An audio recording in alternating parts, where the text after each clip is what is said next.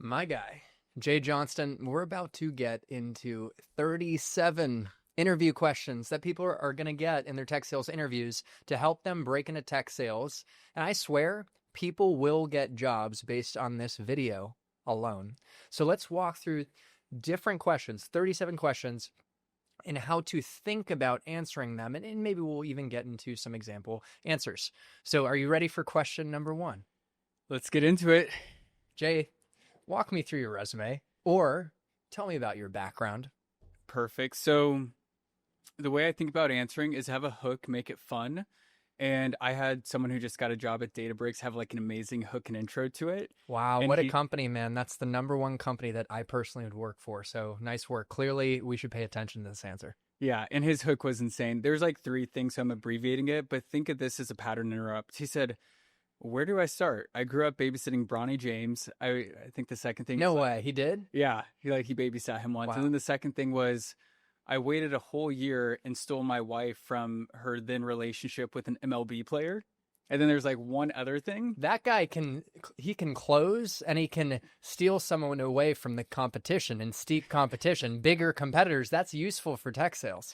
But that was like a massive pattern interrupt for the interviewer. It's who has that? No one would expect that. And what you did, I'm guessing, is you worked with him to find some really unique aspects of his story to highlight. Yeah. No one else can compete with that.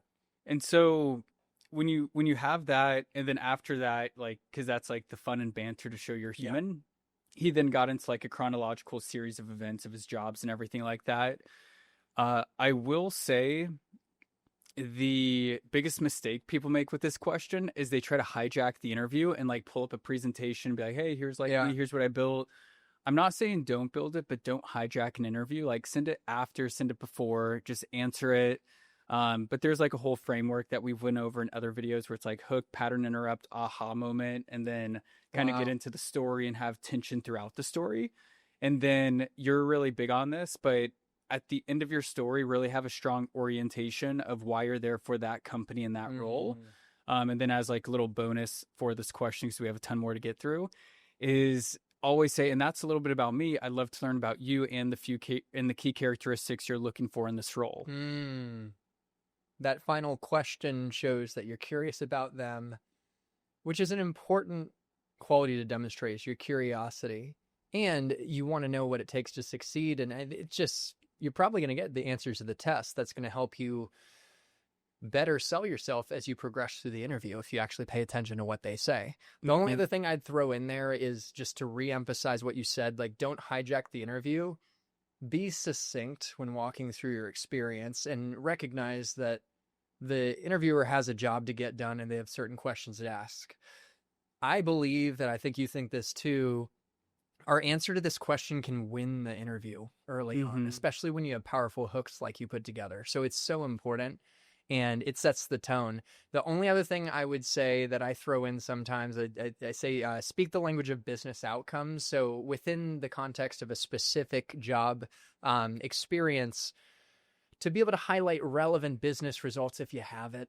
You know, how you drove revenue, you know, how many calls did you make? Maybe showing you demonstrated a specific activity or skill set required on the job. And to put it in context, this was at least important at Google. What percentage of attainment did you get versus your goal? And how did you stack rank versus your peers? Because some of the folks out there, maybe they were number one in their org or top 10%. So anything else you want to add? I know we got to move fast so we can keep it rolling. But does that spark any other ideas on this one? No, not really. I think we covered it. Yeah, I think the audience, if they run with this, are going to knock it out of the park. So let's get to the next question. Why should we hire you? And I think if you do the last one we talked about, right, you're going to show them that. But tell me, why should we hire you? Yeah, so this is like a meta one because it's like if you ask for the answers to the test at the end to tell me about yourself towards the beginning, and that's like the one question you deploy. Yeah. Then you do get the answers to the test, and then you can position the rest of your narratives accordingly. Yeah. So it's like, why should I hire you? And it's like, well, you said like you need someone who's hardworking, coachable, and like, you know, one other thing. Yeah, like can work in a team setting, or like that they say that way, but they're a team player, right? You know, so that's another example. So yeah, so it's like if you think of like the evergreen principles, like even if you don't get the answers because maybe like they didn't ask you that exact question or you didn't deploy it, the evergreen ones I think about are coachable, hardworking, disciplined. The way to go above and beyond is don't actually say the words, but give an example. Like this is where most people mess up. So I could tell you that I'm very hardworking, but like everyone says it, but no one shows an example. So I could be like, yeah, like probably one of some of the key characteristics that sum me up is like I'm very hardworking, very disciplined. There was a point in my life where I actually went and I got a deviated septum surgery and like literally cannot work out for 6 weeks. And I got a text from one of my buddies asking me to do a half Ironman with him. And like I agreed and purchased my ticket while I was doing that and used my hard work and discipline in order to finish the race in this time, XYZ, and like Wow. built more character. So don't just say the characteristics or like why, but like give an example with it. I think that's a big hack for an interview is like going above and beyond to give a detailed example. Yeah. Instead of just saying, I'm extremely driven and goal oriented, tell a story about a huge stretch goal you set. I don't know if it was some personal project, tried to depend on the person. Like, oh, I made an online course or I did this. I think it's like you said, the key thing is to show stories as proof. Mm-hmm. So let's get to the next one, unless there's anything more to add. No, All right, let's do it. because we're covering 37 questions. This is unbelievable, brother. Number Dare I 3. say the best interviewing video on YouTube. So, all right, what will you bring to the table from a sales perspective? I'll admit this is quite similar, right? Why should we hire you? You're probably going to frame the qualities that make you a good seller, but what do you bring to the table? What will you bring to the table from a sales perspective? So let's give an advanced answer to your audience. So if you really want to land the best roles nowadays, like you should be doing homework ahead of time. What we have a lot of people do at Elite Tech Sales is network with people within the company and understand, hey, like what are the organization's goals? What does this manager specifically care about? And so when you can align with that ahead of time going into an interview, then you can answer this like out of the park. Because if you have a manager where he's like, hey, like we are just obsessed with like pipeline generation and breaking down doors, that is the talk track you go with. I really do think the difference between getting a job or getting the job is like doing the work ahead of time to position yourself with the exact characteristics that hiring manager cares about. And that's the level of detail that can transform the trajectory of wealth in your life is just doing the work ahead of time. And I always tell people we work with that like some people when they're doing it, they're like, I'm doing all this work, but like I'm not getting anything out of it. And it's like, well, yeah, like the offer and the signing bonus, they're all lagging indicators. So if you just front load everything, you'll get rewarded at the end with the signing bonus, with the higher OTE, with leverage to salary negotiate. And that's the cool thing about interviewing is like there's actually an ROI to putting in the time investment up front. The preparation, the networking is the down payment we make to wow in interviews and earn that dream role. And a crazy amount of money, dude. Like you're helping people get 10K plus more than they would otherwise. And what's one of the real quick, the biggest result you got? I think you helped someone get $100,000 more than they were previously earning, right? Yeah, I think probably highest overall is we had an AE go from 85K to 115K. Right. And then when we actually got their offer, they were cool with their OTE, but they wanted more on their draw. And so I think we added 2K more a month for their draw for each month. So 6K more in their pocket instantaneously. So that was probably the biggest one. So that's 115 plus 6K like cash in their pocket. You know, a lot of the things you teach reinforce things that I look back that I did right. And then you also teach me things that I could have done better, like the way you teach negotiation. I look back, I could have made more money if I'd gone through Elite Tech Sales and got your coaching when I think about it. But one thing you reinforced that I did right to get into Google was that I networked with a lot of people before I even interviewed. And I sharpened my interviewing saw. Like I collected their interview questions and I practiced and I learned from the inside about the hiring manager. And so imagine one of the hiring managers as a saying, I want people who have a PhD in GSD getting shit done. And if I could say, well, I've got a PhD in GSD. I mean, that's what you're saying, brother. It's like you're learning from the inside and speaking their language. So why should we hire you? Imagine you say that to the person that's their unique expression that you learn from Susan on their team. And if you you know? really want to be meta with everything we're talking about, it's like that's the level of personalization that's actually going to make you a good seller in today's market. So you're really Dude, showing you're doing the role bro, by doing this preparation. that's everything I teach. And I gave a speech recently that went well. And I teach that level of thoughtfulness and personalization. Again, as I use that term as the down payment you place to earn trust, the meeting, and a partnership. And it's the same with interviewing. So, dude, let's keep it rolling. Like, Let's we're do on it. fire, but these are foundational questions, man. So I'm glad we're rocking these out of the park. So why are you getting into tech sales? So this is a tricky one. And the reason I say that is I believe you have to have a stronger orientation towards like just not getting into the tech industry, but actually talking about like the vertical and product you want to get into. Mm, So, for example, one of the guys I worked with, he was at Citibank and transitioned to Ramp. So there's like a really good talk track to deploy yes. where it's not even like if you're at an actual company like Ramp, they're not going to ask like why do you want to get into tech sales? They're going to be like, well, why do you want to work for Ramp? Why do you want to get into fintech? And so I think Let's if you focus on that, brother. I'm going to interrupt you because, yeah, dude, I think that's one of the most critical questions in interviewing is why do you want to work for us specifically? And that is more yes. important than why tech sales. And if you have a powerful answer, it will separate you from the competition. So, anyways, over to you. Just I want to emphasize how important this is. Yeah, and this is where you can pull from your past experience to really decommoditize you from other candidates. So for this individual, he was able to pull from the fact that, and I might be butchering it, we've worked with a lot of people, but it Yeah. wasn't just his finance degree he got in college, but it was the fact that he was working with executives at Citibank, one of the largest banking institutions in the United States. And because you got to see the inside intricacies of everything, he knew for a fact he wanted to be on the sales side of it with one of the best companies. And so you can always create an orientation through your experience, through your hobby, or like whatever to create that orientation towards the company and the vertical they're in. Like a very generic one I give people as like a starting point is I always say, if I was to close my eyes and wake up in 10 years and just take a guess of what everyone's talking about, it's going to be technology. And so I want to be at the forefront of it with an industry leader making the biggest impact. Making impact and thinking long term is important to show them like I want to ride the wave with you guys in Mm-hmm. the long run. And I like that you're saying leverage your specific background and align that with a company. And an example I saw recently was someone who did project management working with the Department of Defense in the public sector. And there was a specific tech company working in the Department of Defense and that public sector. So she knows the intricacies of working in that world, Mm-hmm. even has relationships. So she's able to leverage that to tell a better story, even though she doesn't have like tech sales experience. Mm-hmm. And so I love that you're helping people align their specific background to companies to show their intentionality.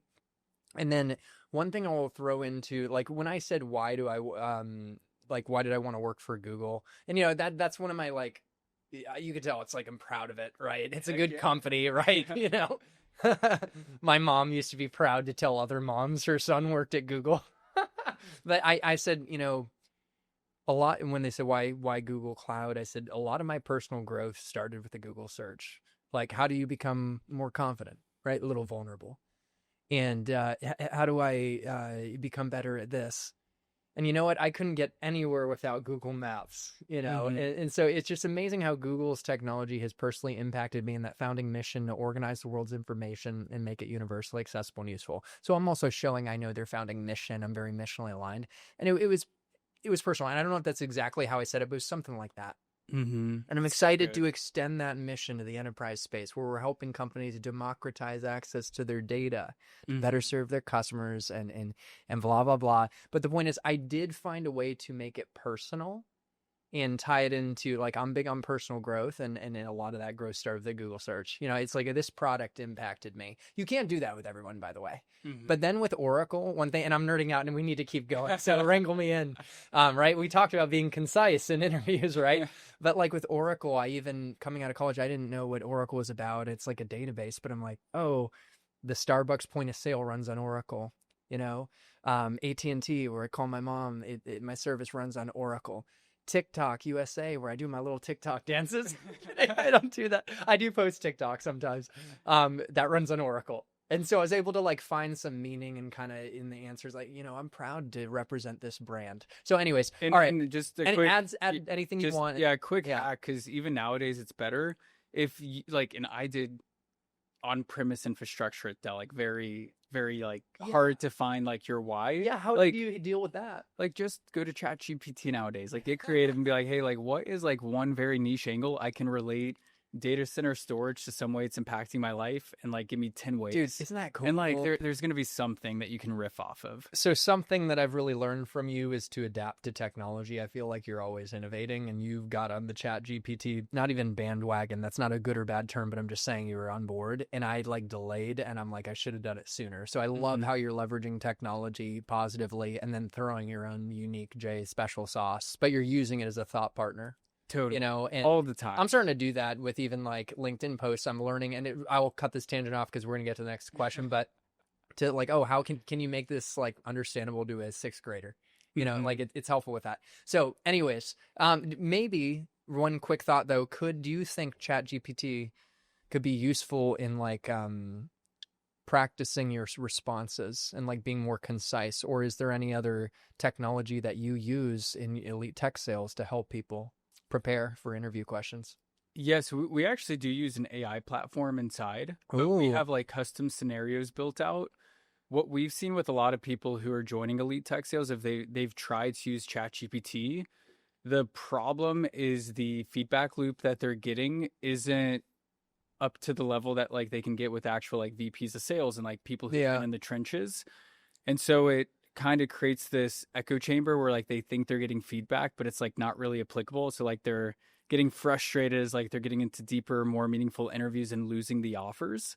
And so I think AI is good, but like we've been able to prompt it with our AI platform because like we get intakes from all these companies people are landing offers at in like situations, and then we can really tailor it and give that feedback. And also there's just a gap for anyone. So if you don't know what good looks like, you don't know what good looks like. And so you have to pay off that ignorance deficit in some capacity.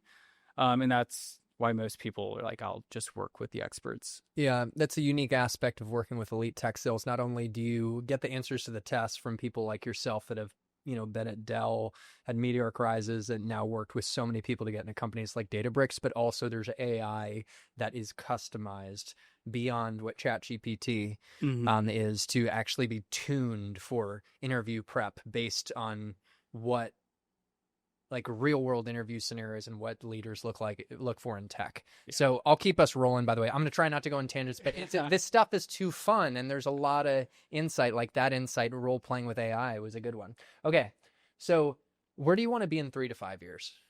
So go against the norm for this question. So everyone's going to have the same answer. They're going to say, well, I want to crush my role. I want to get promoted and blah, blah, blah. True. So it's like, if you know everyone's going to say that, say the opposite. Like that's how you get someone's attention and have a memorable interview.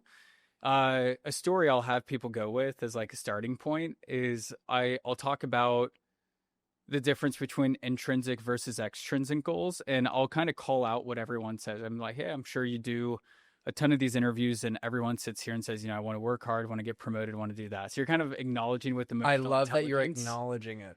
But you're like, and then you kind of flip the script and you're like, well, a lot of people are going to be focused on like extrinsic titles and these promotions and how much money's going into their bank account. I'm actually focused on more intrinsic goals. And let me explain why. Yeah. There was a multi-decade long study at West Point where they got cadets coming in and they would ask them like what their goals are. And they would break them up in the back room based on intrinsic versus extrinsic. So intrinsic, I want to be the best leader, the most motivating person, or like just anything intrinsic versus extrinsic. Like I want to be the platoon sergeant. I want to do that. It's funny. When I got into tech sales, I said, I want to be great. I told my hiring manager that, and that I believe that's intrinsic. It is. Yeah. It's funny. So yeah. And what was really interesting, and you can have this in your interview answer, is when they looked at who was actually like more successful and more happy, like 10 years after, it was everyone who is hyper focused on intrinsic goals over extrinsic. And so while I know you talk to a lot of people and they want the title, they want the fame, they want enterprise account executive, that OTE, I really just want to be a subject matter expert. I know this is like a product where I can go all in, learn the intricacies, and like really build a career here. And so, to your point, I want to be great. I want to be here. So I love that's that. like a way to just create like a total pattern interrupt and deliver something so unique. They're going to have no choice but to remember that. Yeah, I'm gonna steal that next time if I ever get back into deck sales. That's Yeah. so good. I love it. Okay, you rock that. Let's keep it rolling.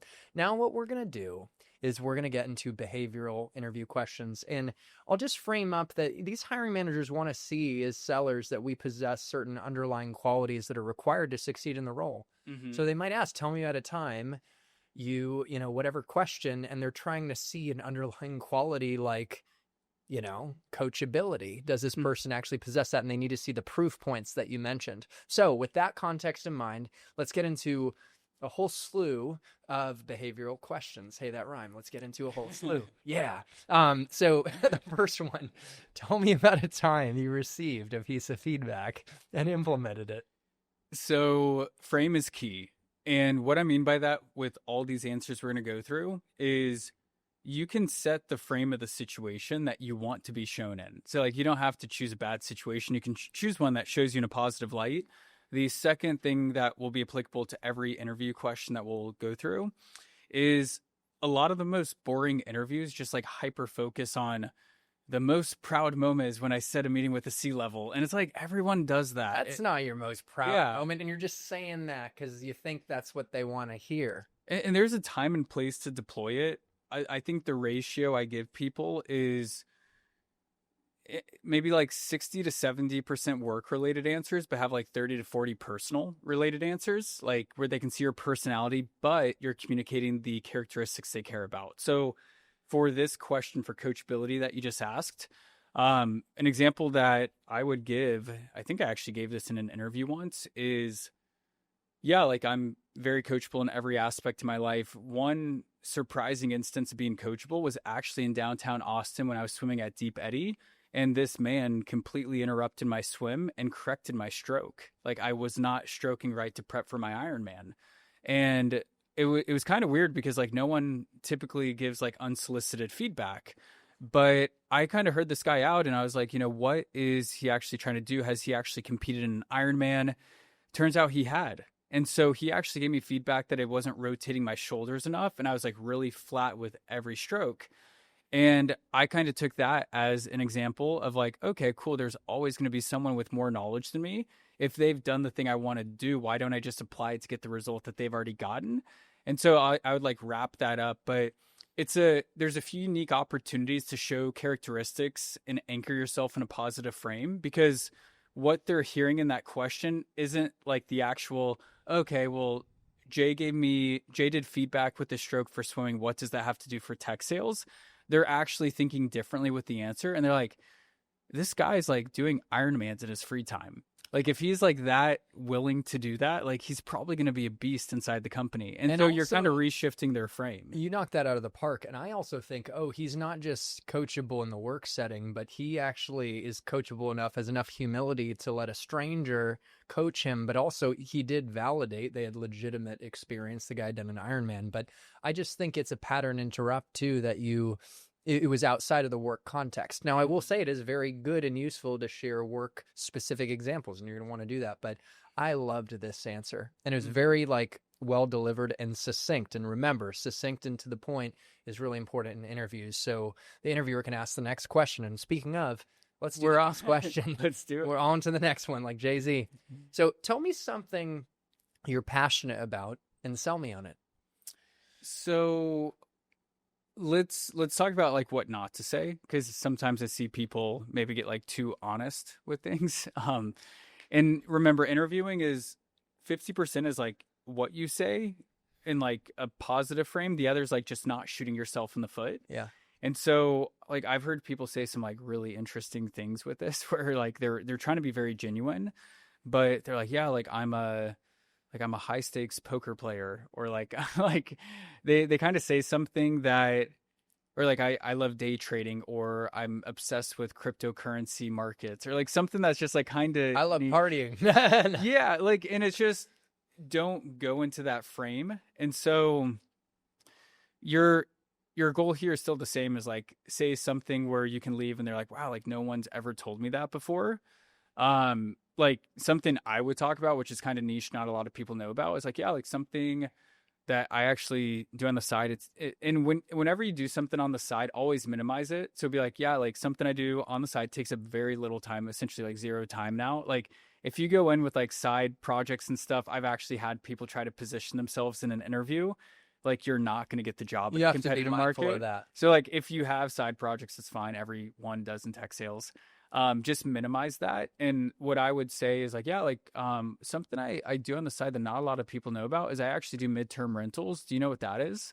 And a lot of people are like, maybe, you know, and I'm like, yeah, it's like, it's not short term like Airbnb, but it's not long term like, you know, Zillow per se. It's like 3 to 6 month stays with a fully furnished property I own. And like I've had like the Round Rock Express AAA baseball team stay there, like all their coaches. And like I would talk about something unique that they might not know about, again, to like create a unique situation. So they're also leaving the interview with like a new nugget of information Oh yeah. than just kind of talking about something risky. Like talk about something unique so you can add value to their life and their Rolodex of knowledge. Yeah. And I think of like just showing them the twinkle in the eye. You know, it's like I could tell you, like, I honestly love ice baths. I start my day with an ice bath. And did you know that when you take an ice bath, your dopamine actually will boost for up to 6 hours after the ice bath? And I just, when I go in the ice, it's difficult at first, right? No one really wants to plunge into cold water. But after, I feel amazing. I feel alive. And I always, after that, win my day. You know, so it's like just something that you can get passionate about and show them the twinkle in the eye. I You like know, that. so anyway, so hey, let's keep it rolling. The next question is, what personally motivates you? I don't know if this is true, but I actually heard this saying and I thought it was funny. It's like the account executive you should hire is the one with like a massive car payment and like a house way above their budget because they're going to have to work their butt off to pay for it. You know what's interesting is a lot of salespeople make a lot of money, but aren't the best at managing their funds, which is actually a whole thing, which we won't get into, but that's funny. But they're motivated. Yeah. So in a way, like I think of key things and key terms that people want to know about like a sales rep coming in. I think a really big underplayed one that really resonates with a lot of people, especially more like senior managers, is some sort of orientation towards building a family in some capacity. And so like if you want to have a family, use this as a vehicle to build a family. I think a lot of people who are, you know, maybe later in their path in tech sales have already started that and they have an appreciation for people who are willing to put in the hours to provide. And so I think things like that, saying like, you know, my why is my family. Like that's like really powerful and it's hard to break that. And I actually think it's less fleeing than something else of like, well, I want to make a ton of money and I want to take the C-levels to the suite for the Broncos home opener or something like that. Yeah. You know what? It's like that is the number one motivator. And I've seen it with real world sellers that perform very well because their family is everything. They want to elevate their family's lifestyle. So I think like you cannot beat family. And it could be you have a family with kids, or it could be you want to care for your own mother. And you know what I'm saying? Like a young person that wants to give back to their parents, right? Yeah. And I will, though, say that the other thing you mentioned was intrinsic motivation. And what I've said, it's been a while since I've done an interview, but just like, I just feel this like desire, like I want to be great, and it is not even tied to money. It's not tied to, it's just, it's necessity. Right. And that I'm just driven to be the best I can be in anything I do. And like, I'm not even saying I said that in an interview, but like something like that though, but where you really, and I don't even know how I came across there, but your truly raw, authentic passion, you know, comes across, like that's powerful as well. Like you just show you're hungry. And maybe that's really served me well when I was in it going for like entry level in particular, you know, so just a thought. Yeah, I know we joked about this the other day, but it's like, I want to be there for my son's kindergarten class to go teach all of his class how to cold prospect to the principal. Yeah. Like something like that. Like this path is going to put me in a position to teach my son one day and his whole class how to cold call the principal to teach them how to position making the best IT investment possible. Multi-thread dropping letters So off.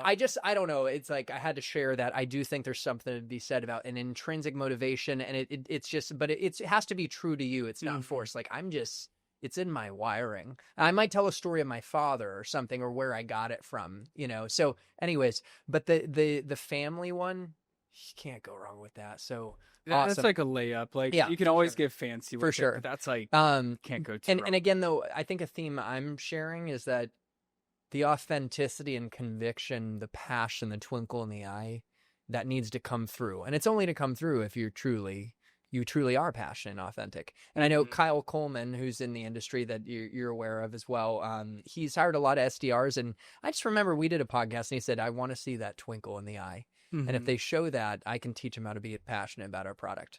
So always stuck with me. Okay. So tell me about a time you had a personal setback in your career and personal life and how you handled it. What a mouthful. Yeah. So I've actually seen people answer this awfully. Like, like let's go to like the worst answer that like some people are trying to get out of. So a lot of times people aren't good enough storytellers to like build the hero's journey after it. But if they start with something awful, like, there was a mistake where I, accidentally harassed an employee or something pretty bad. Or just like even a simpler one, like I got fired, I got laid off, and then trying to like build the contrast out of it is very tough. A way that, and again, it goes back to frame, so you can just build a better example. So if I was actually answering this in an interview, I would actually say, yeah, there was a situation where I had a fairly big ego that I got ego checked on, and that was being an SDR. I got promoted in 9 months, but funny enough, I actually got held back a quarter. Like I was in a fast track program that got completely shut down during COVID, and I was so entitled that I was like, you know what? I'm going to leave this company. I am better. I can do whatever I want. And I ended up reaching out to a mentor, and he was, doing amazing things, great information filter. And he's like, Jay, like you've been there for like 6 months. Like you're going to have to do a lot more work to make any more of an impact. And so for me, like it actually taught me to measure things on longer time horizons than just quarters. And selfishly, if you're an SDR and you get 3 more months at a role you're already good at, like you just learn better talk tracks, you get better with the product, you shadow more account executives so you can actually get better when you become an account executive. You build more confidence. And by the way, not only did that setback hurt, but I also got into the account executive role with way more knowledge, hit about 300% of my quota 6 months in, and then was able to get promoted to be an account executive manager because the obstacle became the way. That's great. Let's go to the next one. Tell me about a time you failed. Very similar.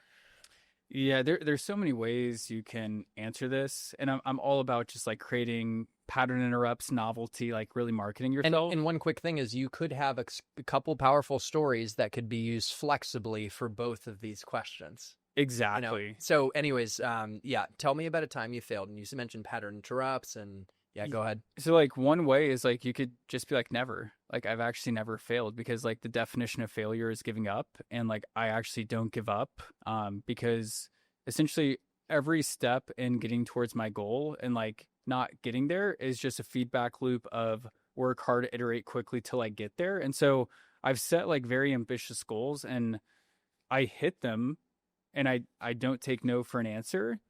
But sometimes it's like 2 times longer and 2 times more painful than I ever expected. And so like that's where the humility comes in. And so I look at failure as someone's willingness to give up on something that they want. And I think there's a massive difference between failure and feedback.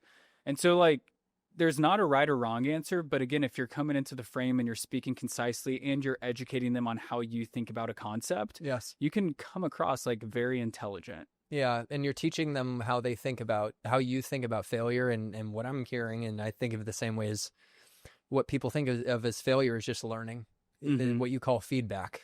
Okay, maybe this doesn't work, now I can improve and iterate, but you're committed to success. It's pretty badass what you shared. Yeah. But you threw in some humility with, it takes a little longer sometimes. It's much more painful. Mhm. So, You really can, good. yeah, and you can always like I always think there's a time and place to like crack a joke in an interview, so it doesn't need to be so hard. So it's like, yeah, like biggest failure is probably like my third grade project ever since then, like and like kind of have some That's pretty humor. good. I like that. And That's good. another thing just to drop real quick, and I actually see this a ton with an interview prep because we have people like build their database, all these questions, is if you're pulling from an answer too far in the past, that's kind of a problem. Because if someone's trying to say like when's the hardest time you worked and like you're 25 or so, 30, and you bring up like your high school state championship or something, it's like Yeah. no one's hiring you because you're a good athlete in high school. Like they want to see like what you're doing like last month. Yeah, what are you doing lately? And that's in sales, by the way. You could crush your quarter, right? And then the next quarter, like, what are you doing for me now? If it doesn't matter if you crushed the quarter last quarter. Yeah, so the way I tell people they can get away with that, like sparingly, you can't deploy the past too much, is if you do need to go back to the past to showcase that characteristic in some capacity, the way I would recommend to frame it is be like, yeah, like the first time in my life I learned the value of hard work actually came in high school when I was an all-state soccer player and I was doing blah blah blah. And that actually, and then the way to tie a bow on it at the end is like that characteristic has carried with me throughout the workforce all the way up to this, and will be carrying with me in this next role I'm going towards. So it's like bringing the past into the future and acknowledging it was the first time you learned it and you've carried it with you, not like just secluding this one event on an island of like when you developed it and then like not showing how it's present in your interview today. Some people don't carry the lessons with them. And so you're Exactly. bringing it to the present moment and showing how it will project into the future. So how do you deal with rejection? Yeah. So an answer for this, pretty simple, is like rejection is typically just feedback. So it's like, was it not the right time? Was it not the right person? Also, I don't take it personal because like volume negates luck and just about anything. So it's like, well, did I get rejected? Cool. Well, how many people did I go up to? Well, one. It's like, okay, cool. Like do 99 more. And like volume negates luck. And then every time you don't get it, think like, why did it not happen? And use the feedback to improve. So it's just saying like, you don't cry after someone says they don't want to buy from you. Like, don't take it personal. This is a layup question. Yeah. It's like I get rejections part of the game. Yeah. You know, the fact that I'm playing the game means I'm going to get rejected, but people can't really reject me, can they? And in sales, just projecting, and let's say you're in the sales role, it's important to remember, like, people don't know you personally, and maybe they reject an offer and the way you packaged it, and you got to get better at packaging the offer, but they didn't reject you. Mm-hmm. And one thing I say too, but this is more of a criticism, but I think I got it from someone else, is like, rejection's God's protection. It points me in a better direction. So, and now if you have your own expression that's authentic to you, you could say it. Someone else, like that, we don't want to have people forcing it and trying to say something that doesn't resonate. But what you encapsulated is show like rejection's not a big deal to you, and you have a great mindset on it. So the cool thing is that the audience can borrow that. Yeah, just to rock it. Steal it. Steal it. The best sales artists steal. And hey, interviewing is a sales cycle. So we're helping them sell. Yeah, just let's help them close. So Just now steal. the next question. Tell me about a time you messed up at work and owned up to it. Yeah, so again, like build an awesome frame. So if you are talking about a time you messed up, like why not, pull out that 7-figure deal you're running with the largest public company or company ever did a deal with. And what's kind of interesting is you're still building a frame that like you're in the arena, like doing some of the like most complex things in your company. Yeah. And so even if it messes up, like it's kind of cool because it's not like a lame event where it's like, yeah, I was late to our company holiday party and then like it was this whole fiasco. It's like just frame yourself as like doing some like really cool stuff. It's like, yeah, it was my first month. I was working with this brand new executive team. I was trying to align stakeholders, and essentially like I sent them the wrong numbers on the purchase order. And like what was crazy about it is like I didn't even know how to really create the purchase order, but I didn't ask for help. And then it could be a contrast where it's like, and the good news is because in that 1 month I had built such good rapport with them, I straight up just told them that like, hey, like I messed up. Like, I know you're seeing the wrong Yeah. numbers and everything, but like, I'm just going to tell you, like, I'm brand new here. Like, total mistake on my end. I want to make sure we can fully take care of you going forward.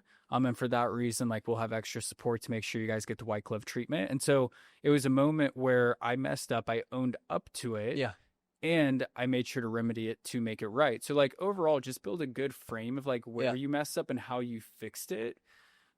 Because mistakes are always going to happen. Like, you Yeah. can even make mistakes with AI. You could prompt the wrong thing and it will Yep. tell you the wrong thing. Yeah. So it's like, it's just going to happen as long as we're humans. Yeah, when I was at Oracle as an SDR, I reached out to the CIO of Aspect Software, a call center technology. Shout out to And- him. Yeah, Yeah. Jim Haskins, actually.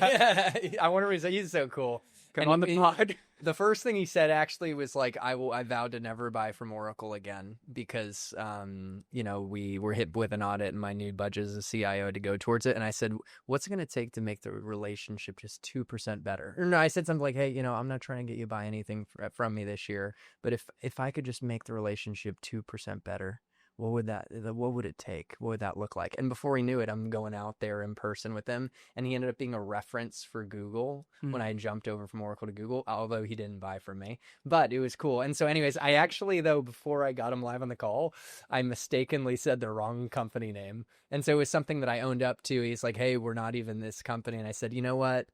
I'm sorry, I got a case of the Mondays, and I was reaching out to XYZ company, but it was, you and them are on a select list of target accounts that blah, blah, blah. And I actually, in the moment, we don't need to get in the weeds, but framed it in a way where I owned up to it, and it ended up working out, and we started a conversation. So we're going to make mistakes all the time, but the key is owning it. And also, like, your example was a little better because you were able to then come up with a plan of how you would make things right too. And I think that resolution is pretty cool. Mhm. So, okay.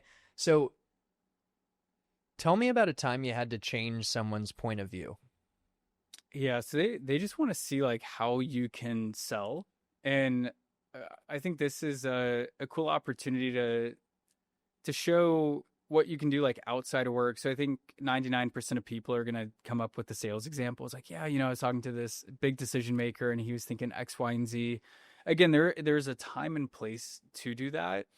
I think one of like the cooler answers I've ever heard is emotional intelligence. So acknowledging that you're going to go with an outside of work example. So one of these individuals that we were working with, theirs was, yeah, like not extremely work related, but actually did transform this person's entire life. Is one of our good friends is extremely anti credit card, extremely anti points for traveling. And my wife and I, we have traveled to pretty much every continent, like going to Antarctica soon for our honeymoon. All through points, which is crazy. And so we actually enrolled our friend who had the money, had all the idea, had everything we wanted, into actually opening up their first credit card to make their dream a reality. And this person not only agreed to our point of view and how we thought about everything, but they've actually already booked like their first 3 trips to the first 3 continents they want to. And while there's a lot of things that translates to sales, and when I talk to people, I think that was a big one because it really created a really good impact within a personal relationship for us, and like really expanded this whole person's worldview. Such a good example. Yep. Well, and did you add anything in terms of how they achieved and influenced their perspective? And that honest question, was that a part of the answer? There's a lot of ways to answer it. Another one is you could kind of break down your methodology with how you go about enrolling someone into their vision. So that could kind of be asking like, why is that important to you? If there's like a framework you use to like enroll people in their vision. Yeah. And I think that sometimes people want to see that tactically with how you do it. So I just wanted to probe into that to get your thoughts, because the way I had approached it in the past was I had some type of framework, although the story you told and the personalness of it and the outcome is, I believe, the most powerful. And one thing though I add is how I approach it, where I tend to first seek to understand their perspective. And like you just said, ask questions. So just like throwing in that component to then get to the point to like maybe shift their perspective, create a little bit of opening for the possibility and frame an opportunity in their world. Now, I'm talking high level right now, right? But yeah, no. So I just had to throw that in there. Yeah, I think anyone who's watching this, the way you sell is you ask a ton of open-ended questions, and then right before you pitch, you say, "Hey, how open-minded are you?" And then, once they do that, I think the stat is like 9 out of 10 people say they're open-minded. Then did you get that? Did you get that from Exactly What to Say? I did. There's a book. Yeah. So good. That's how you sell anything to anyone. It's fun to riff on these things because I did a podcast recently on objection handling with our buddy Mikey, another Dell guy, and we were sharpening each other, and it was just kind of a cool experience where he was seeing things I wasn't seeing, and vice versa. It's funny though. I was saying random stuff that I did. I'm like, where did that come from? That's not a part of the script, but it's just a fun process that we get to talk together on this. Like, it's so cool. So, all right. So we talked about, tell me about a time you had to change someone's point of view. Now, how did you prepare for this interview? Yeah. So a lot of times people want to see like if you're actually showing up to play ball. Like in a very competitive interview, they're like, okay, cool. Like, is this person A, preparing, and then B, like, how are they preparing? A few things to say is like network with people internally, like understand the language, how they talk, kind of like how you did with your Google manager. Like you figured out the words that were meaningful to him. Yeah. You can use like ChatGPT clearly. And what I've noticed with a lot of managers, especially with presentations and everything, a trick question you might get, you'll have to read the room of the organization, but you might get asked like, did you use AI to make this presentation? And funny enough, a lot of leaders are looking for you to say yes. And the reason they want you to say yes is they're looking for people who can actually be efficient with AI and create beautiful outcomes, because everything in the business world is outcome oriented.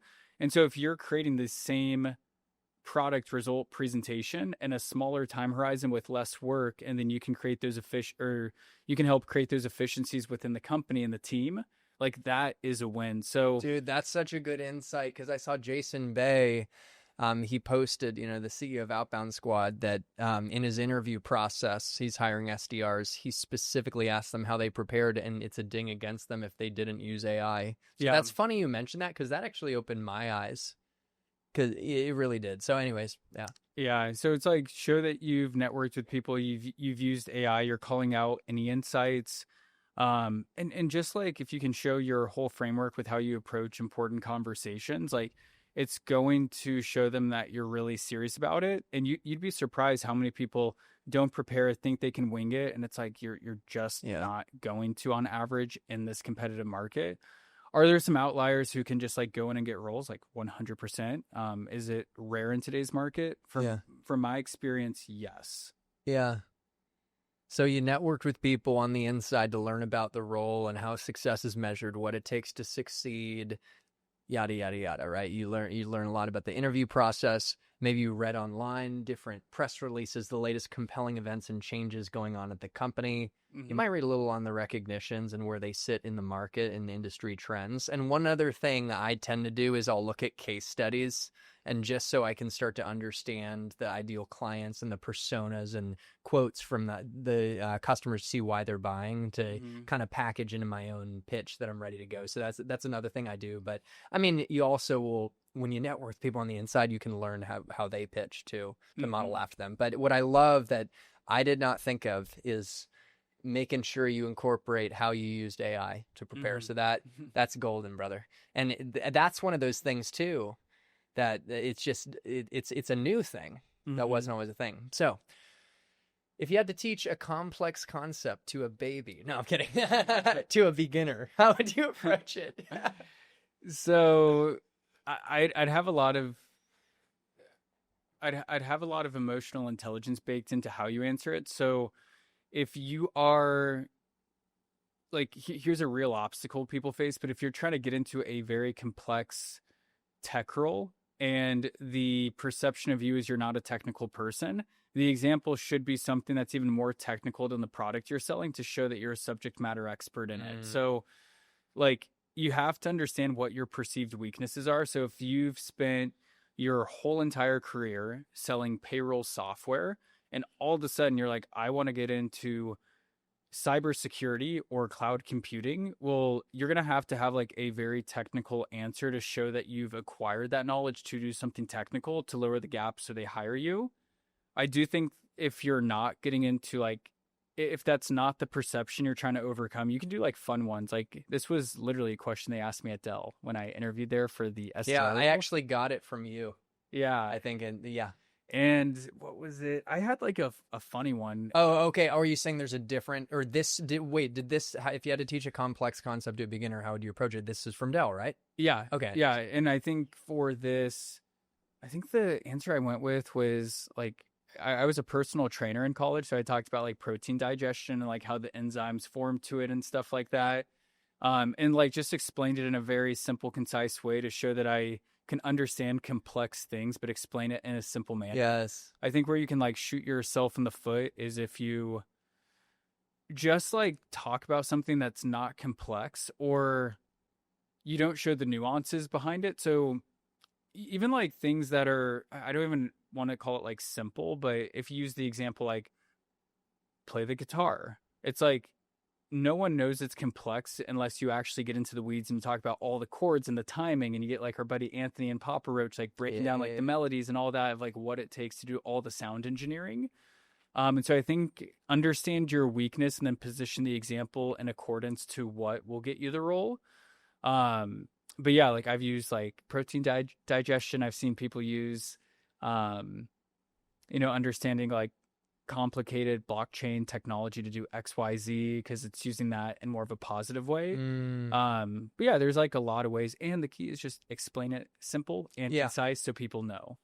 Yeah, it's like a friend of ours, Anthony Benedettini, had gotten to Zoom Info, and now he's been training up their SDR orgs, and he was asked, what does Zoom Info do? And a good example of explaining a complex concept simply is, I swear he told me his answer was like, Zoom Info is a technology that helps businesses grow. Mm-hmm. Like, I swear it was something like that simple, and I'm not doing it a service. I'm probably not doing his answer a service, but I'm pretty confident like he explained it so elegantly and simply that it was more powerful. Mm-hmm. And one thing that I think of when it comes to, simplifying complex concepts, and I'm laughing because I can be wordy if I don't, prepare, but using a metaphor to connect a concept to something that someone might know. I'm punching the microphone here. So imagine, I heard this example once, like the dual processor, like chips, like they're like twice as powerful. And it's like saying, oh, a processor's like a brain, like, so a dual processor's like a chip with like two brains. It can think twice as hard and it's much more efficient. Like just something like that. Or one other thing I'll say is when I was interviewing for a Salesforce role, and I was about to go to Google, and I wasn't fully in it. I got an amazing warm intro, but I didn't get the job. And I realized I got the feedback when I was asked about what cloud computing was, like how I'd explain it to an executive. I just went off about the whole history of cloud computing and all types of cloud computing. But I swear if I could have done something looking back, and I was also a little cocky, like I was like, and I didn't think of the fundamentals. You have to explain things simply. Mm-hmm. And partly they're asking this question, how do you make complex concepts simple, because they want to see how you will show up in front of executives. Mm-hmm. So me giving that whole like history of cloud and overdoing it made him think, is this how he's going to be in front of executives? Mm-hmm. So, I'll admit to the audience, I haven't gotten every job I went for. Yeah. Mind blown. But, and so it's like, hey, maybe cloud computing is just like Uber. You can press buttons and rent a ride on demand, and you don't have to pay for the car and the operational overhead.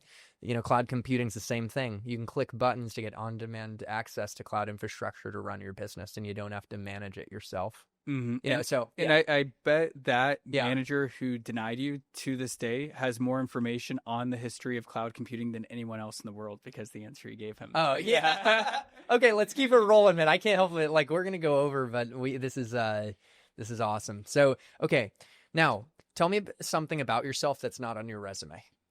Yeah, so like show off your personality a bit. Like I had someone on their hobbies, like it's in one of your videos, maybe even this one. We'll link the resume template below. Yeah. But there's a space for your hobbies, and it might not even be on your resume, but we've had people talk about things that they didn't even put under their hobbies. And it was like private chef. Like I've done that on the side for families. Cool. Or I am a black belt in jujitsu. Like the thing about tech is there's actually a lot of cool people in tech, but there's like I even remember specifically there was a partner I worked with at Dell. They were awesome. Dell, like Titanium partner, ran so many deals for us. There's like this solutions engineer who was just like a really nice guy, had no clue what he did outside of work because like he just run deals together. This guy was like an ultra marathoner and had like a 200-mile race over the weekend. And so there's so many cool things to talk about, to just make sure that you pull something that just kind of shows you're human outside of, slinging tech. Yeah. Show your human side. Tell me about a time you achieved a stretch goal and the steps you took to accomplish it. Yeah. So here's an interesting thing. When you answer this question, think of the 9 other people you're going up against. You're going to get the same exact question. So how can you have one that's like so differentiated and stands out more than anyone? And one of the mistakes people make is I'll throw the examples like a marathon. I did the Austin Marathon probably like 4 years ago now. Yeah.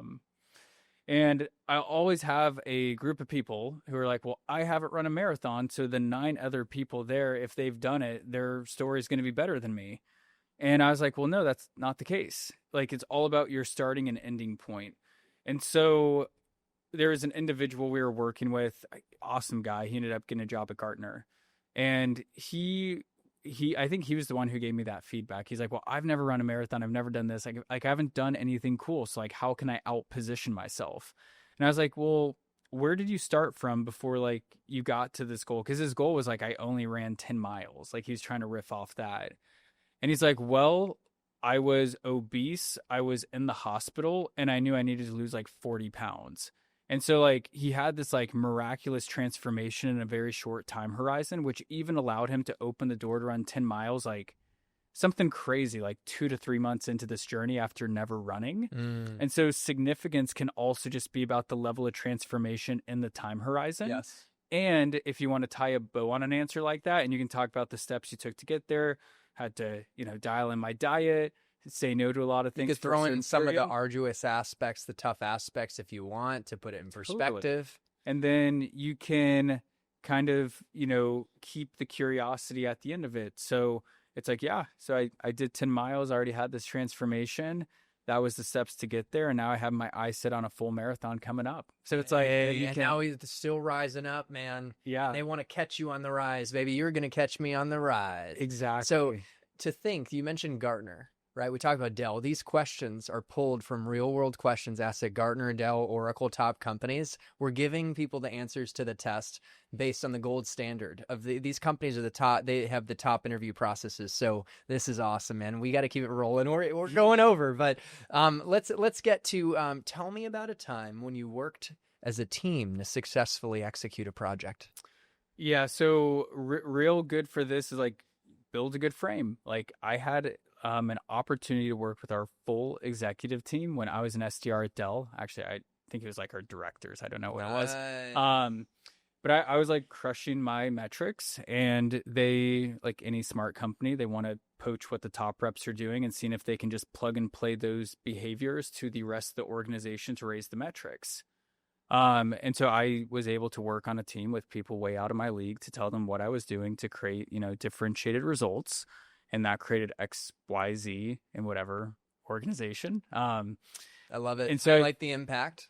Yeah. So, and I think the main thing when you go to answer this is like, just have a cool example of when you worked on a team and like something cool. Like not a lot of people can say out of a large organization. They were cherry picked because they were like one of the best Yeah. people in the office at that time to help deploy plays for the other people. So Tech sales is an amazing career path where you can make as much as doctors and lawyers without having to cut anyone open or work ungodly hours.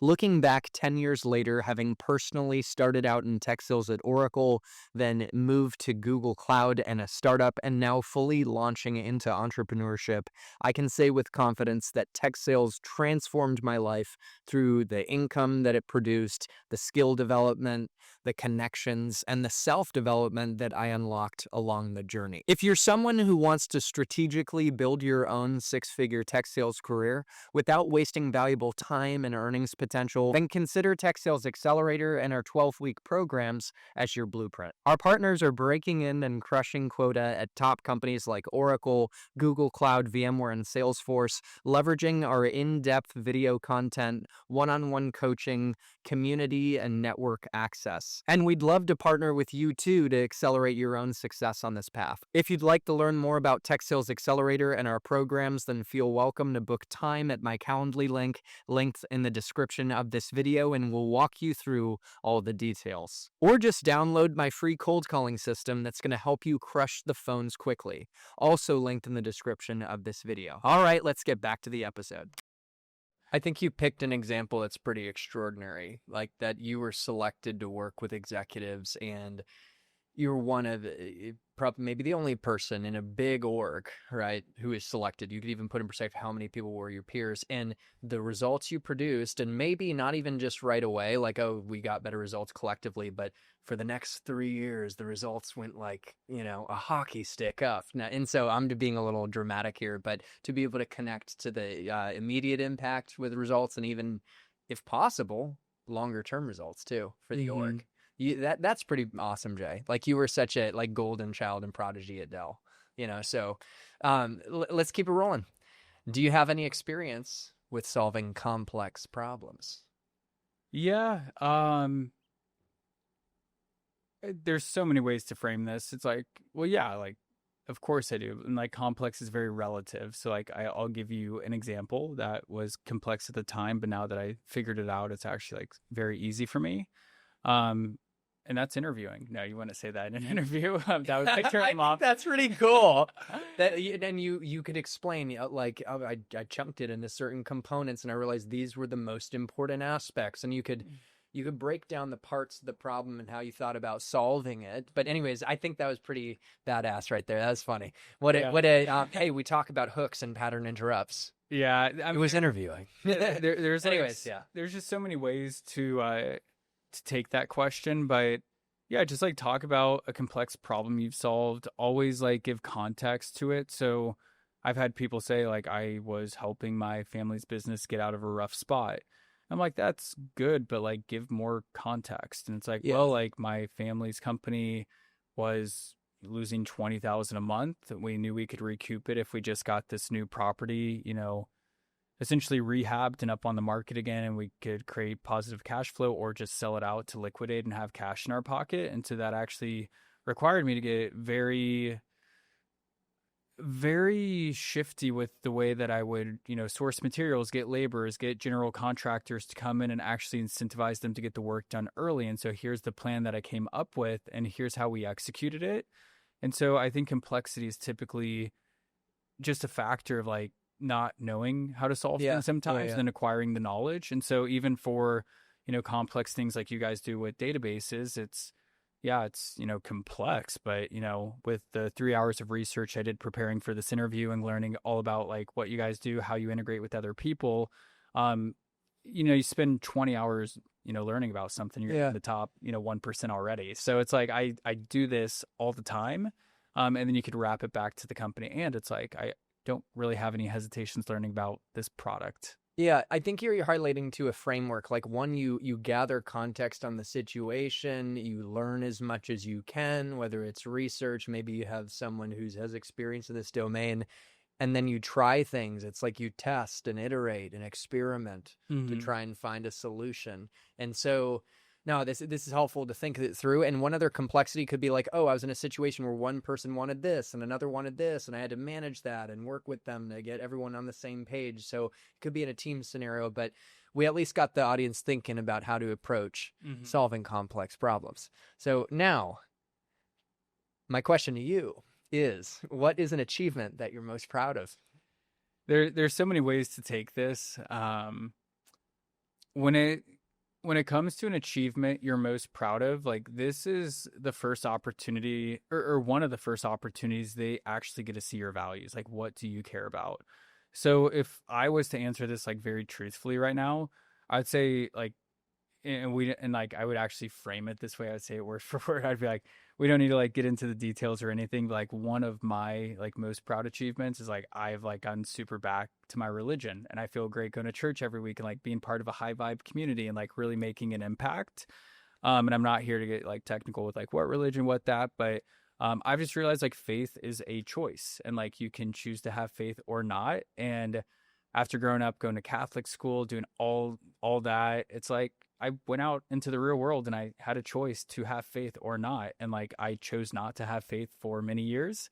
And so for me, like what I'm most proud of besides, yeah, like I got the external validation through titles, through money, all this stuff. Like I'm actually most stoked and proud of myself for just choosing to have faith over fear in my day to day. And like that just guides me to take epic risks, go all in on things, and like have fun. So probably not your cookie cutter answer you get, but it allows me to show up in the best version of myself to produce the best outcomes. You tied it into how it would help you be a risk taker and achieve at a higher level in the role, but also, yeah, you were human. You were authentic. And you talked about something that was different. And you know what I've highlighted before too is being there for a family member going through a tough time, and I was able to support them, and it actually changed their life. It changed all of our lives as a family. And so I won't tell the specific story for the sake of time, but that actually was such a powerful, proud achievement because it had, like, you cannot put a price tag on the value of being there for your family, and so that, maybe that's one version of what kind of you're doing there, right? Yeah. And of course there could be a tie-in to like, my team's like my family. Yeah, I'm being a little dramatic, but there's always a tie-in to, and it showing them your character and what your values. Yeah, and I think I always say wrap a bow at the end, so always like tie it back to their company in some capacity. It's like that's the team player I am. That's how I show up for my teammates. Yeah, it's like, and there's so many ways, like if empathy is the gateway to trust, it's calling out everything that they're thinking in their head, like, and putting the words behind it. So it's like, yeah, and like all that being said, it's like I'm sure you interview a ton of people who could be like amazing individual contributors, but like I actually want to come in and make a team impact. Yeah, I love it.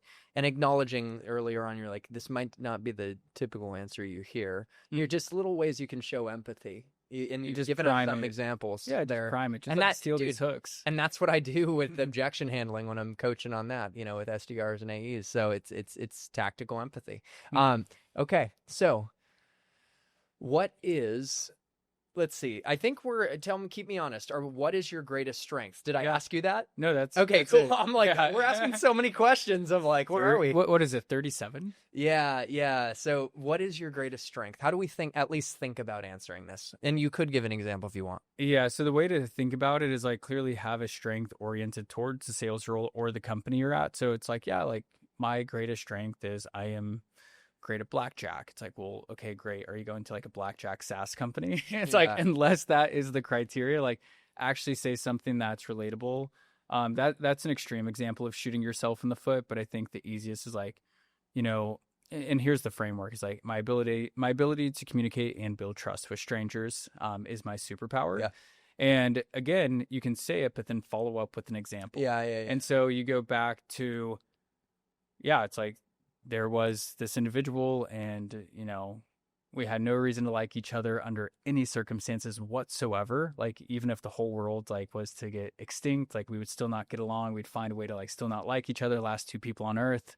However, I made a diligent effort to do X, Y, and Z to make whatever happen. Just come up with a really cool story of like how you made a relationship with someone. No one, like everyone's going to give the surface level answers, have a cool example to give after it, and then be concise and drop the mic.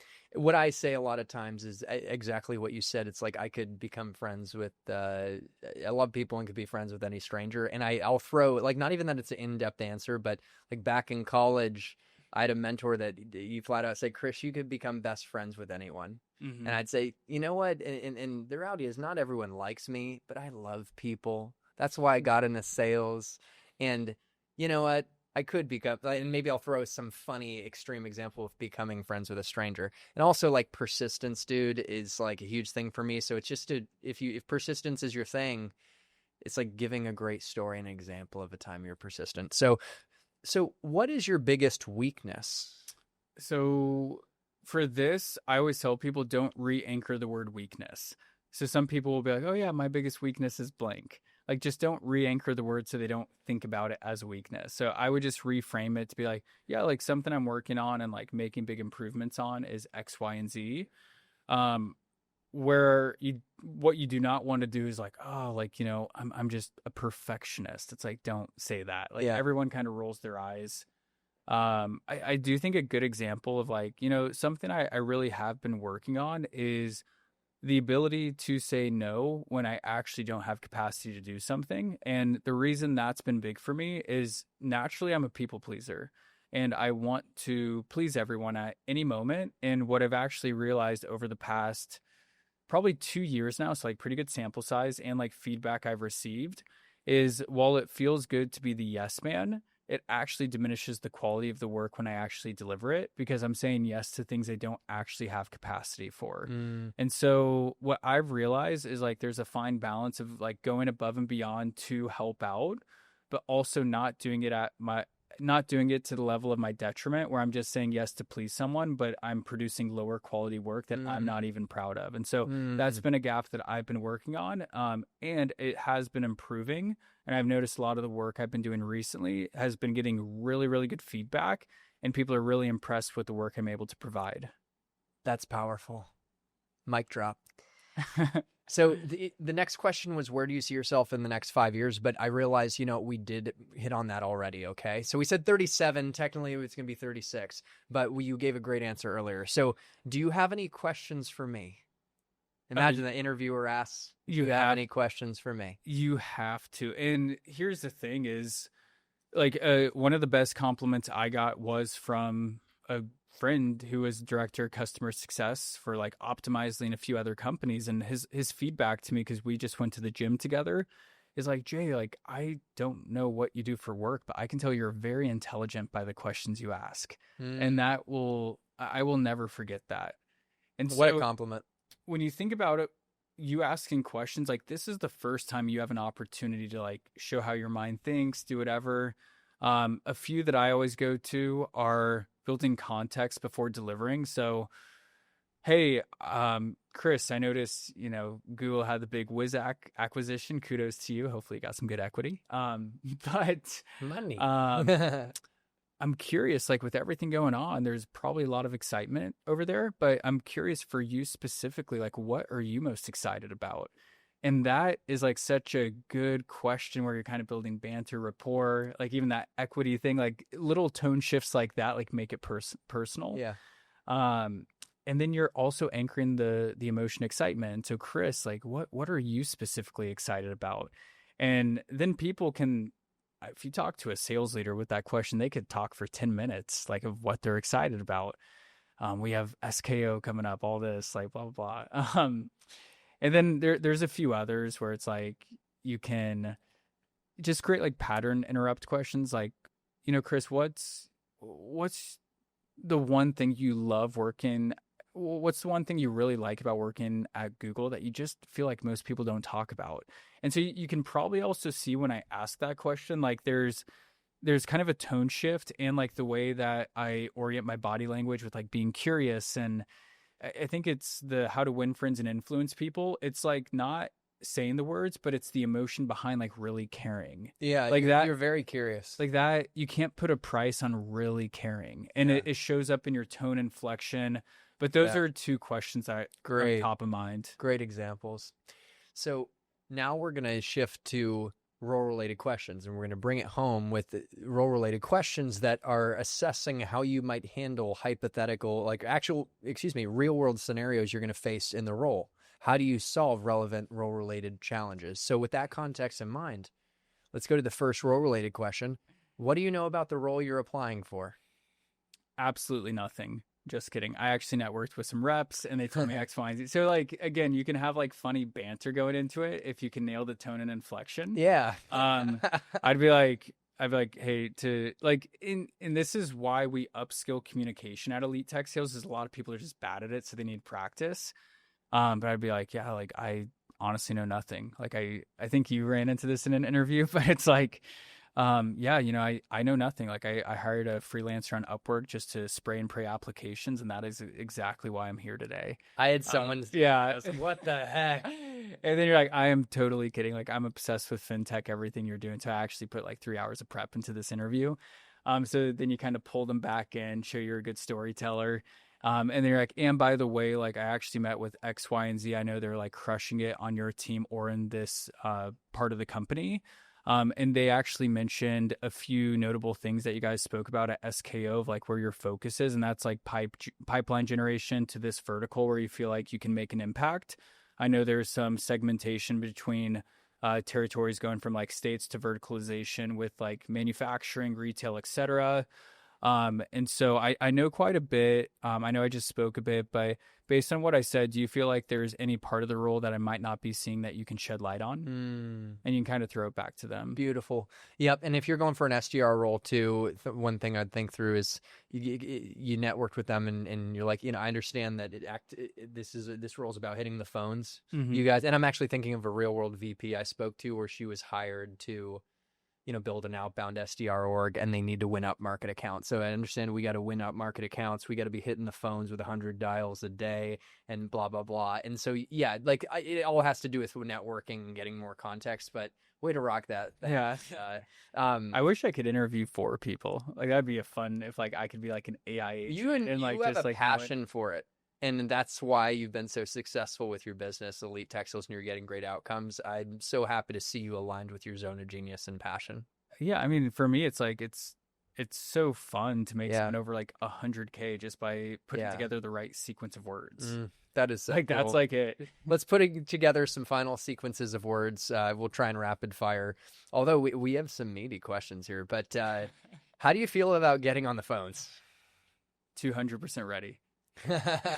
and honestly, just like context here is, if you're actually trying to create pattern interrupts and everything, a common misconception is that you have to have a long answer for a question. You can come across really confident if you just say the answer and drop the mic. So what I just said, 200% ready. I'm confident. I've never done that before. I love that. That's great. I'll try that on. The audience should try that on. Yeah. Be confident, own your answer. And if you're 200% ready, you're 200% ready. Now, they might ask you a follow-up question, and then you're ready to rock with it. So that's great. And that's a pattern interrupt. And for context, like maybe there's one question in your interview where you're just very direct and answer it short, and that's like a pattern interrupt there. Yes. I talked to a recruiter at my old company, and he mentioned a guy who did get hired, Evan, that had a pattern interrupt like that. Mm-hmm. And it stood out to me. I'm like, I've never approached interviews that way. And I turned out okay, right? But like the reality is that would open my eyes, and you're, yet again, opening all of our eyes to the power of a pattern interrupt and a quick answer. Mm-hmm. So if you were given a leads list, how would you prioritize them? Yeah, I would first look at who's already consuming, so install base. Who can we either upsell on consumption or has a renewal coming up that we can work with? Hardest part of a sales cycle is getting someone to spend $1 with you. So if I can go back there and like really make some headway, I think that will be my first starting point. Second, and this is a good one not a lot of people think about, is go into your CRM and look at all the, you could look either way, like closed won or closed lost, and go after those. So closed won, what you look at is the characteristics of the deal that closed. Was it a certain vertical? Was a certain champion who's involved? Like use that as like your next part of like, okay, what, essentially, if you're going after your installs and that's your second motion, then like look for who embodies the characteristics of our most recent wins that we can just replicate, like from people who have not spent with us. And then maybe close lost. It's like, well, there's just a timing issue or something like that you can like re-engage quicker. That way there's just a method to the madness of you building your territory plan than just, hey, I'm going to make 200 dials with Orem today and see what happens. Yeah. Love the method to the madness. So walk us through the process of how you'd get an initial meeting with a prospect. So for this, you can, like, if you're pretty talented, go ahead and like just show what you would do. I think the way to go above and beyond is to network with a rep internally and like really understand the way that they do it. A lot of like when you think of companies at scale, like everything's a documentation process of best practices that they can do like company wide. And so like while you can show your creativity, I would just find a rep at the company who is crushing it or like doing exactly what that district manager wants them to do, because every district manager that at least I've had exposure to has like one solid method they swear by. And they're like, hey, I want you doing this, this, this, and multi-thread this, this, this. So it's like, just steal what works or what they want you to say, and then just deploy that during the interview. Mm-hmm. And then it's like, if you want to get creative, like what I would do is I would use that. And then I would also on the end be like, and as a bonus, this is what I've done at my current company to close X, Y, and Z deal. And it was very effective. Beautiful. How would you research a prospect? Probably just chat GPT 5x5x5 rule. Essentially just take like 5 minutes looking at their social media, 5 minutes crafting a few messages. You kind of use the fives for anything, but you could also do like LinkedIn personalized nuggets about how the language with which they speak about themselves and their role. Maybe they have personal nuggets and looking for some company triggers, like what are changes going on in the news? Mm-hmm. Like that's 5x5. Yeah. So it's like just kind of give like a quick baseline for that. Nothing too complex. Yeah. It's like, I do this because I want to reach out in a thoughtful way that the prospect recognizes that and now this is my language that I say now that I believe earns meetings. So maybe you're not saying that like that way, but to make outreach relevant and thoughtful, which I know works. Mm-hmm. So tying a bow, just, hey, this is why I do it. Tell us about your LinkedIn outreach plan.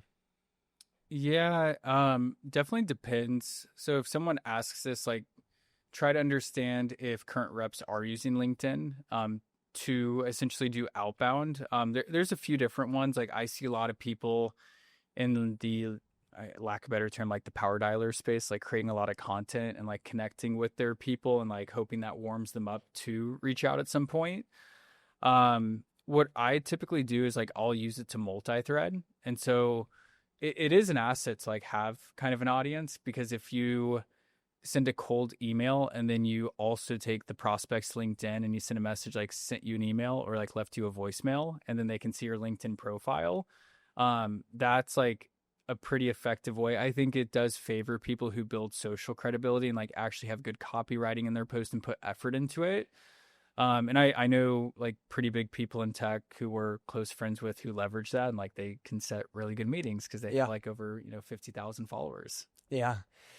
What I would add is just to reinforce, I also use LinkedIn and multi-thread, like personalized LinkedIn request, and I reference my email so it could actually increase the email response rates. And I just had a podcast with a top LinkedIn sales trainer, and it's such a good opportunity to be generous to prospects and specifically to build familiarity when you don't just like the post though, you give a very thoughtful comment on their post that they notice, and it boosts the visibility of their post with your network than theirs based on how the algorithm works. And you might even tag someone in a comment who liked the post, so they're clearly engaged, to ask them a question to get them involved, and then it can lead to boosting their post more. Mm-hmm. And another thing is making your own post tagging the prospect, but really thoughtful post, and it amplifies your network and gets it more visibility with theirs and yours. And they see Chris mentioned you, and they're like, who's this? And it actually builds familiarity to make it more likely they respond to you, and eventually you could hit them with a voice note. So I have nerded out on LinkedIn lately, and so a couple more tactile items to throw in, but let's keep it rolling, brother. And just real quick on that, a lot of sellers don't understand marketing. So the 3 A's of marketing real quick are awareness, adoption, advocacy.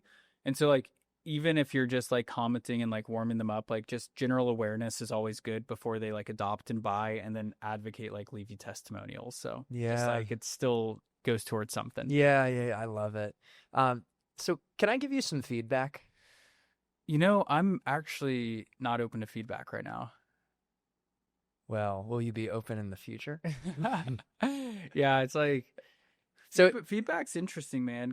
So one thing that is very interesting that I've seen a trend is a lot of these companies throughout the interview process, even like when people get to final rounds of these companies, the director will get on and they'll ask, what was the feedback you've gotten during the interview process? dude, I have to chime in because the VP of sales development from my network, I passed her a candidate and they actually didn't get the role.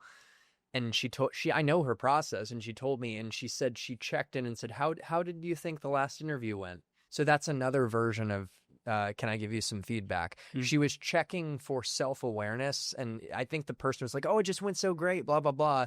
And they weren't like realist. She wanted to see a little bit of a self-awareness and coachability. Okay, so I had to throw in there another real-world litmus test coming from a leader. Like, how did you think that went?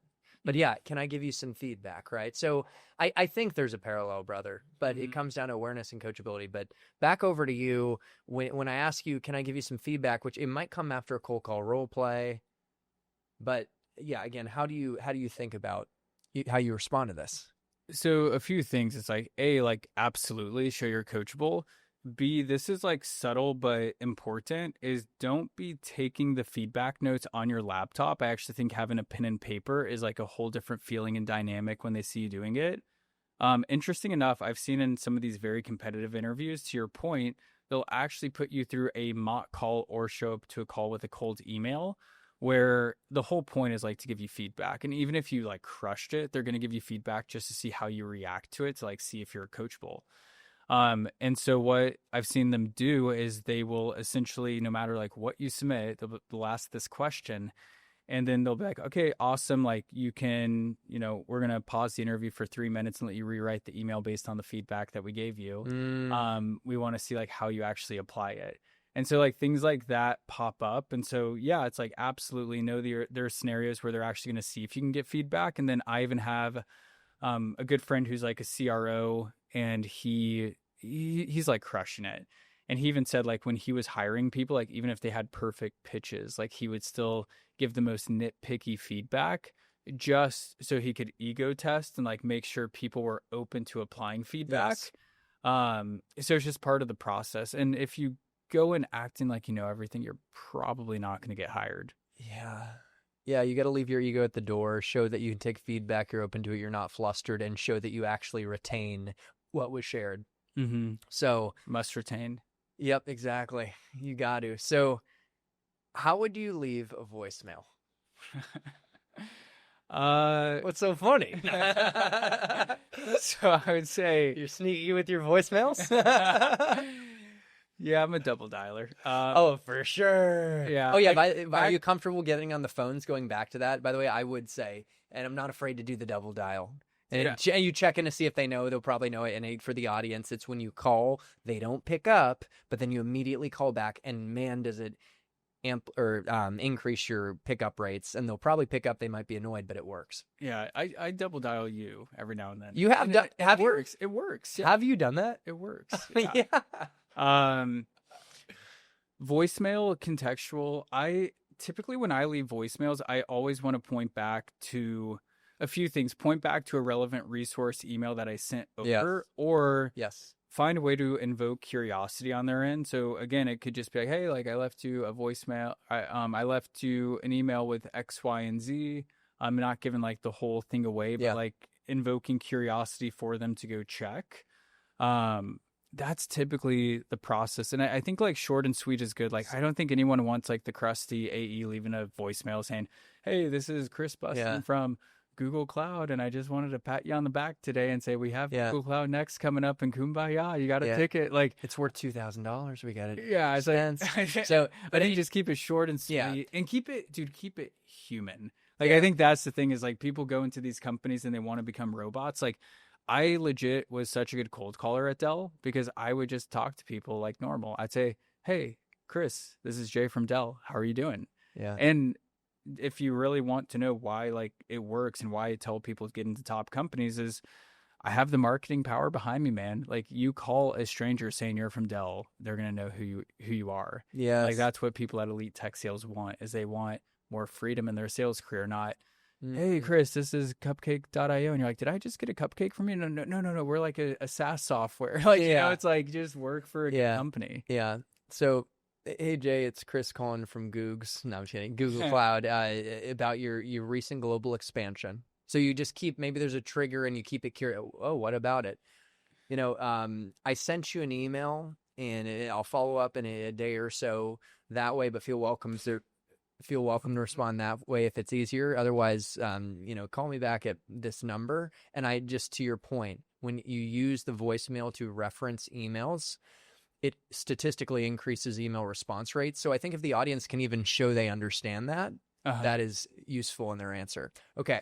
So how would you handle a difficult prospect? I mean, there's a lot of ways. Yeah. And I mean, here's what I actually did have some difficult prospects or even customers in my last role. And you can tell, I think in these frameworks, it's like, one, I listen and I let them yell at me and then they let it out and just, you know, and then from there, you know, it's like seek first, understand, you know, empathy is the gateway to influence. So that's, at least for me, I always start with that, you know, and then like, it depends on the situation, but maybe you've prepared a perspective to shift their thinking. Like maybe they're upset that they think they should get cloud credits because there was an outage and whatever. But then you have to, when you listen, oh, that sucks. I'm sorry well, what was the impact of that? And then from there, though, you might have a reason why you can't do it. And you have to like hold strong. Like I'm getting actually really specific but you hold strong with it, but then like emphasizing the commitment overall to offer a great relationship and make sure they're taken care of, and to understand like if you can't concede and give them what they're like upset about, to still understand what more you can do to make a better relationship. So I kind of into a very niche use case. And I have a macro one, if that would help. Go ahead. So one frame to think about is like there can only really be like one mad person. And so you can choose to be more mad than the customer. So if they come back and they're like, you got to be kidding me, this is unacceptable, and like you take over the energy of being angry, there can only be one angry person. And so it's like you can then like go back, figure it out. But it's like if you express more anger and like upset, that like you are so upset this is happening to them, I'm taking personal responsibility. And like you're like, dude, okay, you're kind of like, that's so different. You're kind of disarming. So you're angry on their behalf. Totally. That's powerful, because there can only be one angry person. And it's like I'm gonna do whatever it takes to solve this. And now maybe this is BS. I'm gonna talk to our VP right now. And get this resolved. And maybe you can't though, but like you at least in the moment. Yeah, and there's well, it depends. Okay, that's a whole nuance thing. Yeah, like how do you solve specific problems in B2B tech sales? But dude, this is a good high level framework. And still listen and empathize. So the problem, and like, you know, if you choose this route, like get the details so it can really make you mad. Don't just like, you know, get upset. Like and Alpha Chat AE. We can agree that it starts with listening and actually taking notes to understand where they're coming from and stuff. And Alpha Chat AE. Well, someone did say, Chris, you're a total Chad on a video. So hell yeah, let's go. I don't even know what that fully means, but all right. So how would you handle a difficult prospect? That was great. Are you familiar with sales tools? What are some of the sales tools you use in sales? That's funny, but this actually was a real world question, but from a startup. Okay. And I will give a little context. Startups, if you're going to be a founding SDR, and you need to be a little more advanced, right? And so, but part of the thing with Elite Tech Sales you mentioned is you're getting people into top companies, industry leaders. And so that aside though, like, I don't know if you might get asked at an industry leader, but let's go with this question, knowing it was a real world question asked from a guy going for a founding SDR role at a startup.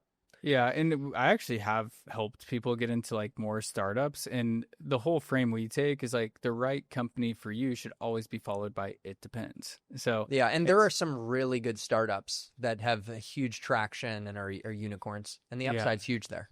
But yeah, like to your point, to show competence. So it's like probably going to have to say, instead of like CRM, be like, yeah, like CRM we used was, HubSpot or Salesforce. Talk about power dialers, data enrichment platforms, anything that you used. This isn't one that's going to make or break It's just anything. like, Just like do research. yeah, it's like, Salesforce, we use Salesforce or HubSpot to manage, customer contact and relationships and opportunities. You could throw in it like a simple sentence, or like Zoom Info to find actual contact information, like emails and phone numbers, so I could actually reach out to the right contacts. So yeah. Okay. So how do you stay organized?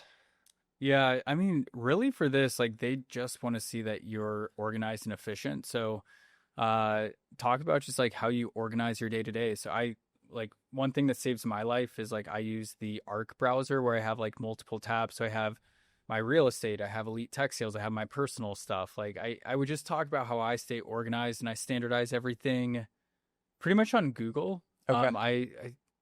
I know some people like Notion. Google is easier for me. So like Yeah. here and just getting into the details Yeah. of how you organize is all your. And one thing I forget if you said this, because I was looking at the next question, because we only have two more and they're juicy ones. So, but oh my gosh, it's been power packed. Last two. So I'll say like, yeah, I live by my calendar, and I put the tough things first and I protect that time block. I put it in red, and it's like you could give a little more context of how you use your calendar, but overall, whether it's Notion, it's what was the thing you used? The Arc? Yeah, Arc for my internet browser. That's cool. Okay, I'm gonna look more into that. So we can connect. Nice we're gonna do some steaks after. Yes, dude. Okay, so all right. This is the second to last question. Well, actually, this is a funny one. Sell me this pen. Sell me this pen. This is a pen. Sell me it. Here. 1 sec. Yeah. All right, so I'm going to need you to sign this.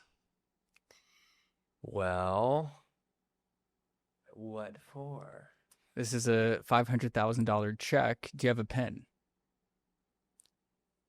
I don't have a pen, but I do have blood. No. Well, here you go. Okay. So if I sign this, then I get $500,000. And this pen, this pen you're about to sign with, it's not any pen. This is the pen that is going to put $500,000 into your bank account directly, ACH transfer, as soon as tonight. We have instant wiring power. This pen is only $1,000. Boom.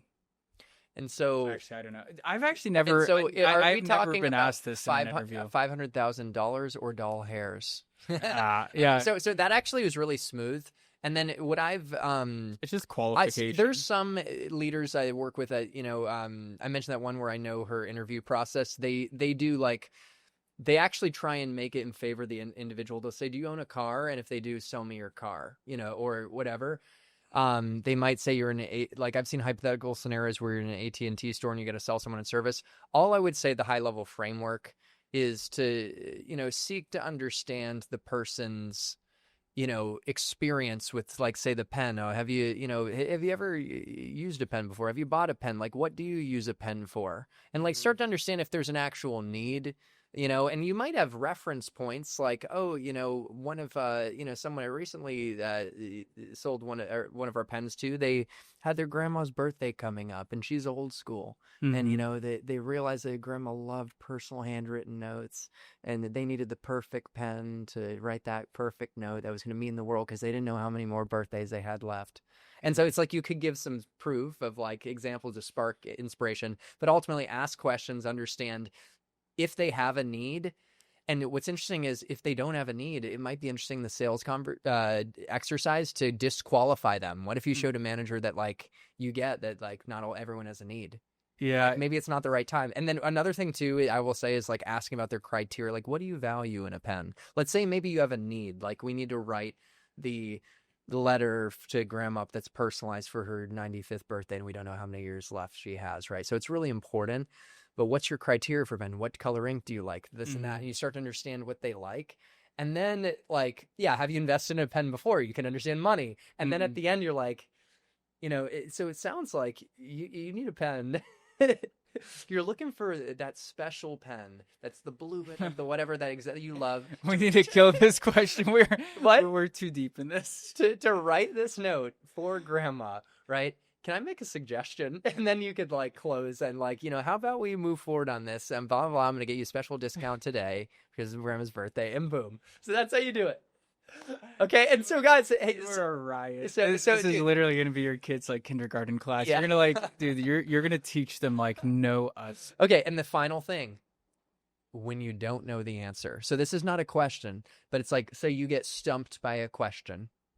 Like, how do you handle it? Like, I had a buddy at Google that was asked about certain technical aspects of Google Cloud and he didn't know. And I can share perspective, but I'd love to get yours on when you don't know, because sometimes the audience, maybe they get stumped on a curveball. Yeah. I mean, I think it's just like being honest. Like, I'm not going to lie. Like, I could probably sit here and like jumble up some words and like tie a bow on it, but I don't want to lead you in a wrong direction. And so what I can actually do is I can get my solutions engineer on the call to Yeah. No, I'm kidding. No, that's it though. But it's like you actually could do that. I don't want to do you and me a disservice and jump to like try and force an answer about, to this question because I don't know the answer. But what I can tell you is I'm committed to finding the answer and doing my homework and getting back as soon as possible. And, this is how I'd handle situations with prospects, which we know that's kind of, they want to see that. It's like if they had a question that was important to them, I wouldn't pretend to know it, but I'd show my commitment to getting the answer. And one other thing, because I do coach people, actual sellers on this, is before you hop off the conversation or in that moment, don't just show your commitment to getting the answer, but ask for the reason behind it. Why is that important to you? I like Okay. that. And so anyways, I just had to, And there's a lot of technical interview questions. Like, don't be afraid, but if that does happen, like the goal is for it not to happen a ton during the interview. Yeah. Like you should be prepped and have done all the research on the product you're selling, everything. And after watching this video, dude, you should. I mean, come on, you're gonna land. They're gonna land jobs. Dude, like this will prepare you for any type of sales interview. And I've had with our other podcasts, I've had people reach out to me on like LinkedIn and they're like, I literally have gotten a job like at like Snowflake and other companies like without ever paying us $1. And I'm like, that's so cool. Like that is why we make high quality content. Is there's always going to be people who need help. There's going to be people who can possibly figure it out themselves. It's like, great. Like we want you to win. Like this isn't like everything's behind a gated wall. Or it's like if you want the extra help, you can get it. But like we also just want to deliver the highest quality content because we have capacity constraints and we can't actually help everyone. So why not create like a big win, like getting on a B2B tech platform like your YouTube podcast and like just sharing the love with everyone? This is one of the best master classes on YouTube for how to interview and crush the most common questions to land a job. And I know this will get people jobs. And I'm just so glad we were able to come together and do this. Like we really put our all into it. I think we're about 2 hours. So thank you for generously sharing. And, I'm going to link your resume template that has helped people get into Databricks, Google top companies. For the audience so they can get a quick win on this journey. You put out so much free content and getting the resume right is really important. So we're going to have that in the description. And then, they can always connect with you and follow up and learn more about Elite Tech Sales. But we've got more podcasts coming up on interviewing and breaking into tech sales. So I'm excited. But is there any other final thoughts, whether it's a call to action or word of encouragement before we tie a bow on this interview? Yeah, sometimes people fall for a fallacy that they need more knowledge, where if you just have the constraint to take all the information shot within this one video and actually do the one thing that's required, which is applying the knowledge, like you could be successful. So don't feel like you need like the next thing. Like maybe there's something you need, like the resume template, or like if your communication sucks, like reach out and like we can see if we can help. But I think for a lot of people, it's like just use this video as the constraint of what if there was actually no other video I needed to watch to be successful. And maybe that shift in thinking could be your breakthrough to actually land the job. The knowledge is here. Now it's time to translate that into implementation and getting the result. So Jay, what a conversation. I look forward to the next one. And to the audience, thanks for being a part of this growing sales community. I respect you for investing in your professional development. Watch this video once, maybe twice, maybe 3 times, take some notes, practice your answers, and turn this into action and get some great jobs in tech sales to open up this amazing career path. And make sure to celebrate with us in the comments as you produce your results and get your wins, and connect with Jay on LinkedIn and celebrate your results with him, and explore Elite Tech Sales too. Guys, you're awesome, and to your success in tech sales and in life, happy selling and happy living, and we'll see you in the next one. Yeah. Jinx, Stuff. you owe me a steak. We are going to do steak. Yeah.